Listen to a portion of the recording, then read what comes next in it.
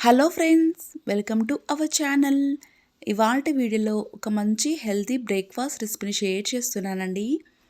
మిల్లెట్స్తో చేసే సజ్జల దోశ వారానికి 4 రోజులు గనక మన డైట్లో తీసుకున్నట్టయితే బరువు తగ్గుతాము. అలాగే రుచికి రుచి, ఆరోగ్యానికి ఆరోగ్యం అండి. అప్పటికప్పుడు ఇన్స్టంట్గా ప్రిపేర్ చేసుకోవచ్చండి. క్రిస్పీగా చాలా టేస్టీగా ఉంటాయి. పిల్లలు కూడా చాలా చాలా ఇష్టంగా తింటారండి. మిల్లెట్స్‌తో నేను చాలా రెసిపీస్ చేశానండి. కింద డిస్క్రిప్షన్‌లో లింక్ ఇస్తాను. ప్లీజ్ ఒకసారి చెక్‌ఔట్ చేయండి. ఇప్పుడు ప్రాసెస్‌లోకి వెళ్ళిపోదామా? ఒక బౌల్ తీసుకొని ఒక కప్పు నిండా సజ్జలను తీసుకుంటున్నానండి. అదే కప్పుతో ముప్పావు కప్పు మినప్పప్పును తీసుకుంటున్నాను. సేమ్ అదే క్వాంటిటీతో ముప్పావు కప్పు రైస్‌ని తీసుకుంటున్నానండి.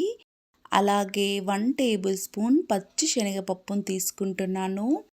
అలాగే హాఫ్ టేబుల్ స్పూన్ మెంతులను తీసుకుంటున్నాను. వీటన్నిటిలోకి నిండుగా వాటర్ వేసుకొని శుభ్రంగా మనం 2-3 సార్లు వాష్ చేసుకోవాలండి. మిల్లెట్స్ని మనం 2-3 సార్లు వాష్ చేసుకుంటేనే మనకు దోశలు చక్కగా నీట్గా వస్తాయి. అలాగే రుచి కూడా చాలా బాగుంటాయి. ఇప్పుడు ఈ నీటిని మనం వంపేసుకుని తిరిగి నిండుగా వాటర్ వేసుకొని మనం ఒక 8 గంటల పాటు మిల్లెట్స్ని నానబెట్టుకోవాలండి. మనకి మిల్లెట్స్ నానడానికి కాస్త ఎక్కువే టైం పడుతుందండి. ఇలా మూత పెట్టుకొని ఒక 8 గంటల పాటు మిల్లెట్స్ని నానబెట్టుకోవాలి. చూడండి, 8 గంటల తర్వాత మనకి పప్పులు చక్కగా నానిపోయాయండి. దీంట్లో ఉన్న వాటర్ని తీసేసుకొని మనం మిక్సీ జార్లోకి కొంచెం కొంచెం వేసేసుకొని అలాగే హాఫ్ గ్లాస్ వాటర్ని వేసుకొని చక్కగా మెత్తగా బ్లెండ్ చేసుకోవాలి. అప్పుడే మనకి దోశలు చాలా బాగుంటాయండి. మనకి దోశలు కొంచెం కలర్ తక్కువే ఉంటుందండి. మనకి సజ్జలు కొంచెం గ్రీన్ కలర్లో ఉంటాయి కాబట్టి మనకి దోశలు కూడా కొంచెం లైట్ గ్రీన్ కలర్లోకి వస్తాయి. ఇలా బ్లెండ్ చేసుకున్న పిండిని మనం ఒక బౌల్లోకి తీసుకోవాలి. అలాగే మిగతా మిల్లెట్స్ని కూడా చక్కగా మిక్సీ జార్లోకి వేసేసుకొని ఇలా మెత్తగా బ్లెండ్ చేసుకొని చక్కగా మనం ఈ విధంగా ఉంటే సరిపోతుంది. ఇప్పుడు మనం వీటిని ఒక మూత పెట్టుకొని రాత్రంతా మనం బయటే పెట్టుకుంటే పిండి మనకి డబల్ అవుతుందండి. చూడండి, ఇలా మార్నింగ్ వరకు చక్కగా మనకి పులిసినట్టయితే మనకి దోశలు చాలా రుచిగా ఉంటాయండి. అప్పటికప్పుడు ఇన్స్టంట్గా ప్రిపేర్ చేసుకున్నా కూడా దోశలు చాలా రుచిగా ఉంటాయి. ఇప్పుడు దీంట్లోకి రుచికి సరిపడా హాఫ్ టేబుల్ స్పూన్ సాల్ట్ని యాడ్ చేసుకొని మనం ఒకే డైరెక్షన్లో పిండిని కలుపుకోవాలండి.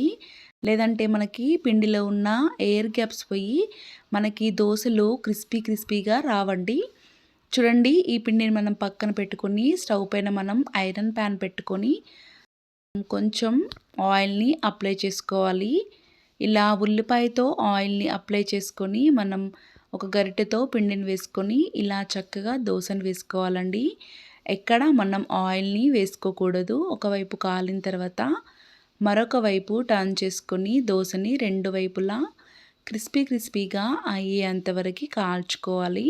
చూడండి, మనకు ఒకవైపు కాలిన తర్వాత ఇలా 2 వైపులా కాల్చుకొని మనం తీసేసుకోవాలి. చూడండి, ఎంత చక్కగా గోల్డెన్ కలర్లో ఉంది కదండి. క్రిస్పీగా చాలా టేస్టీగా ఉంటుందండి. అలాగే మిగతా పిండిని కూడా ఇలా చక్కగా కావాల్సినన్ని దోశలు వేసుకోవాలి.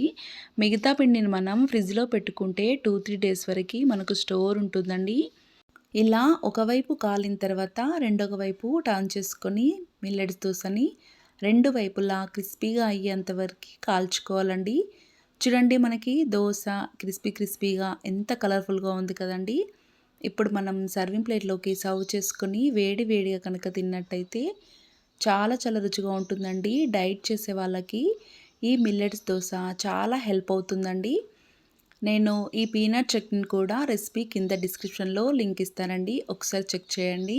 చాలా సింపుల్గా ఉండే మిల్లెట్స్ దోశని ఒక్కసారి ట్రై చేయండి. హెల్త్కి కూడా చాలా మంచిదండి. పిల్లలు కూడా ఇష్టంగా తింటారు.